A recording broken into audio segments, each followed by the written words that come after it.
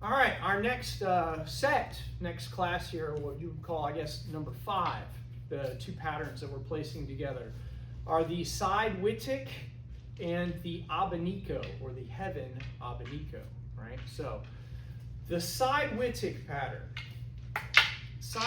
pattern, you're probably not going to see in another YouTube page, another Filipino. This is very Kempo oriented. This is straight out of my martial arts system.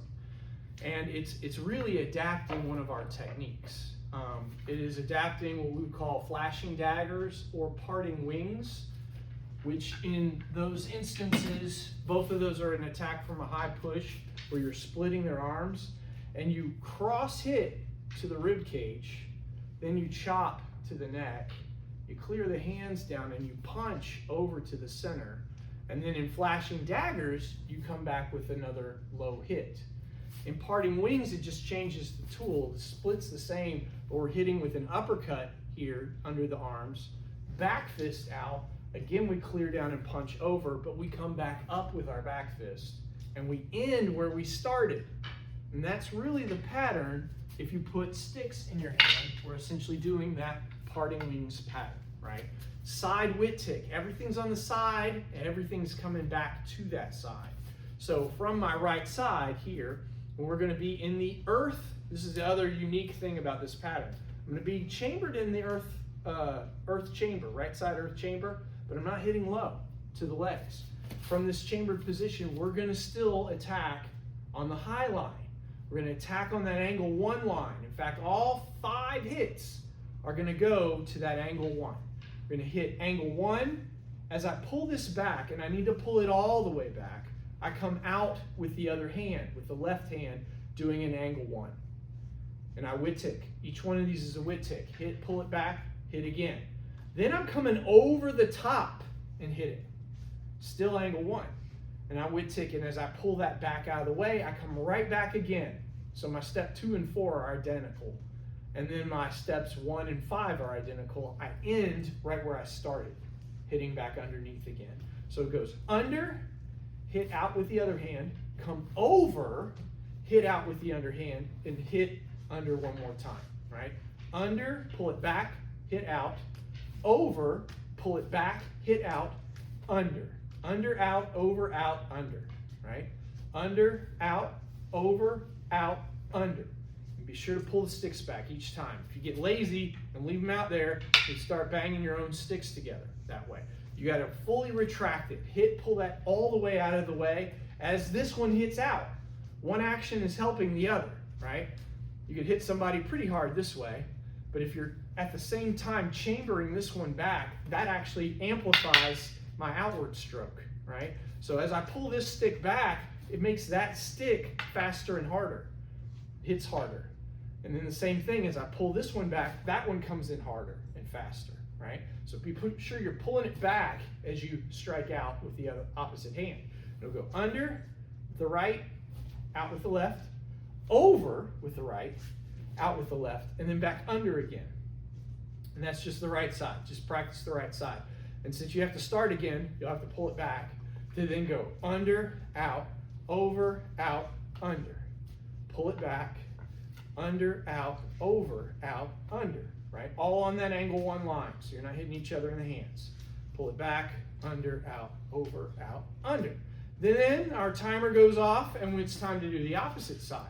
I go under, and I like to lean a little bit. If I'm on the right side, most of my weight's on my right leg. I'm pretty light. I'm probably 60% of my weight will shift. So when I go to the left, even though that leg is still behind me, I'll still shift my weight to that side, right? I go into almost like not quite a cat stance, because I don't lift up on that way, or some systems have what they call a back stance. I shift the weight back on that back leg here to the left side if I'm going to be using the left side.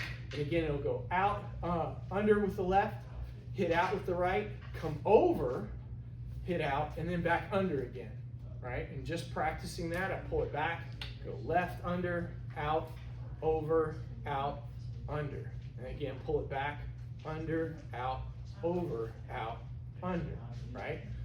When we put them together, hit with the right again, under first, then out, over, hit out, hit under.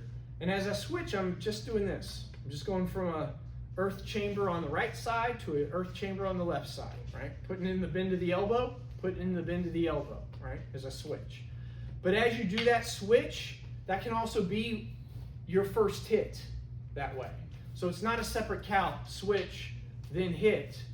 Your switch is your hit as you switch sides. So I'm going under, out, over, out, under. As I switch, that becomes my under, becomes my first hit. Then out, I hit over, I hit out, I hit under. Again, as I switch, that becomes the first hit of the 5 counts. Under, out, over, out, under, all on angle 1. Switch and hit angle 2. Under, out, over, out, under. That's the side Witik pattern, right? That is the first of our 2 patterns.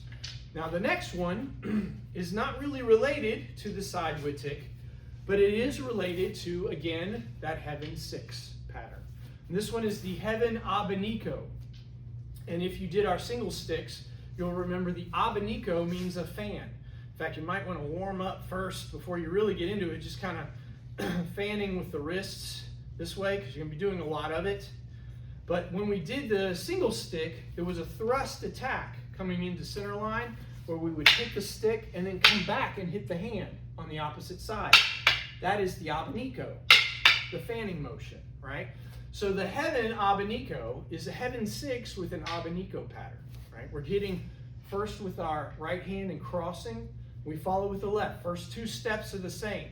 It's that third step. We're not just going to hit with a Witik this time. We're going to bring it over the head. It's going to orbit.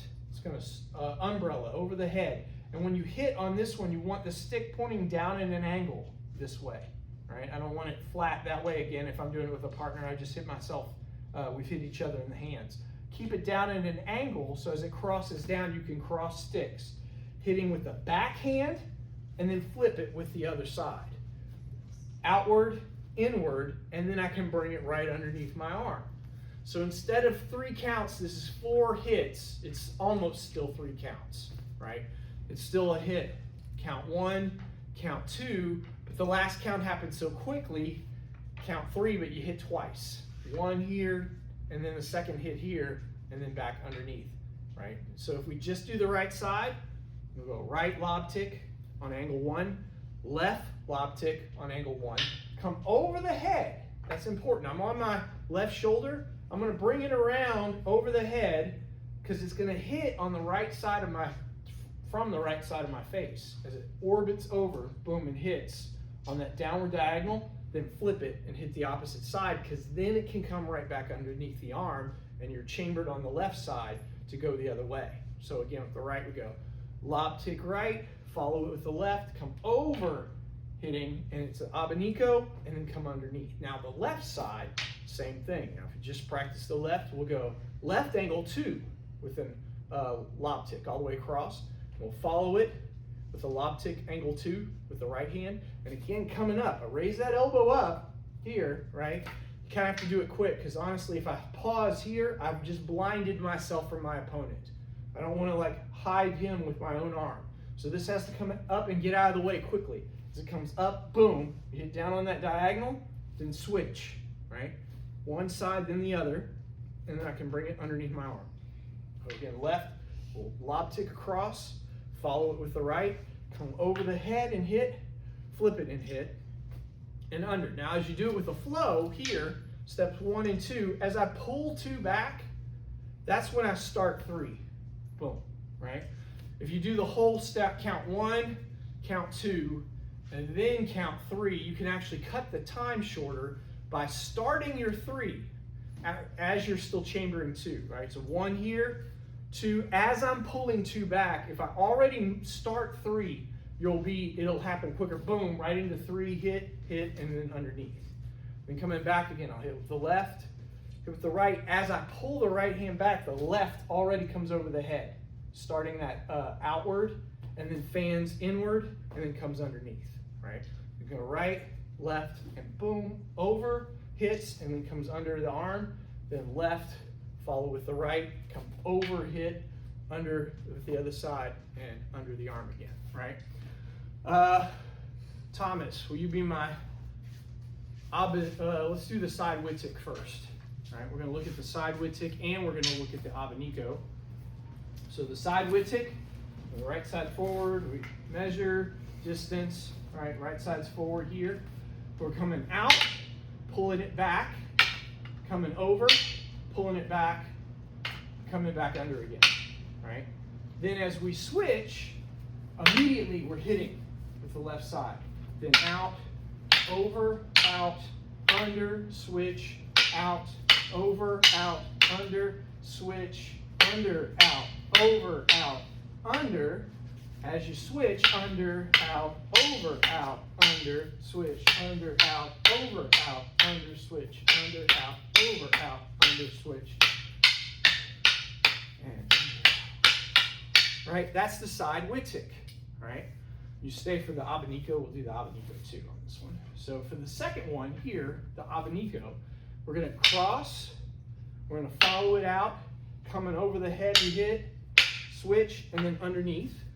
Other side's gonna cross, lob tick, come over the head, and then under the arm, right? So we cross, hit out, come over, and under the arm, going back, come over, hits the backhand, and under the arm. Good.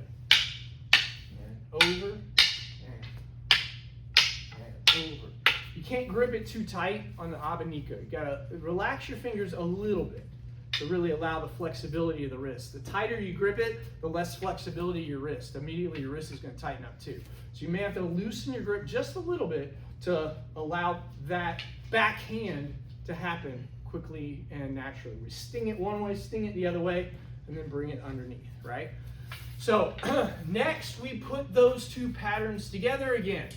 Right hand and left hand have to move independently. One side doing the side Witik, the other side doing the Abaniko. So we're going to look at that next.